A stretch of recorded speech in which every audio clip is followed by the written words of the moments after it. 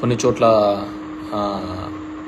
ఈ గొడవలు కానీ ఇలాంటివి కానీ ఇట్స్ గుడ్ కల్చర్ కాదు అనేది మా భావన. ఎందుకంటే మనం వేసిన బంతి మళ్ళీ తిరిగి బౌన్స్ బ్యాక్ అవుతూ ఉంటుంది దాన్ని. సో అది మళ్ళీ వెనక్కి వస్తూ ఉంటుంది.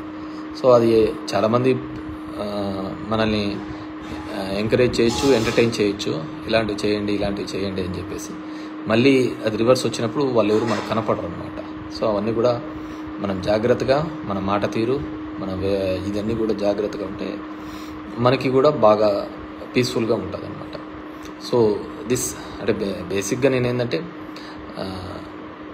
మన వాళ్ళు వైసీపీ క్యాడరు వీళ్ళంతా చూడన్నా ఇట్లా చేసినాడు అని ఈ సోషల్ మీడియా ప్లాట్ఫామ్స్లో దీనిలో పెడుతుంటే సరే మనం కొద్దిగా టైం ఇవ్వాలా, టైం ఇచ్చిన తర్వాత చూద్దాం వాళ్ళ సంగతి అని చెప్పేసి. అదేవిధంగా అమ్మఒడి తీసేసి తల్లికి వందనం అనేది ఇలాంటివన్నీ పెట్టడం ఇంకా ఇప్పుడు లేదు, నెక్స్ట్ ఇయర్ అంటున్నారు. చూద్దాం నెక్స్ట్ ఇయర్కి ఏ విధంగా చేస్తారు.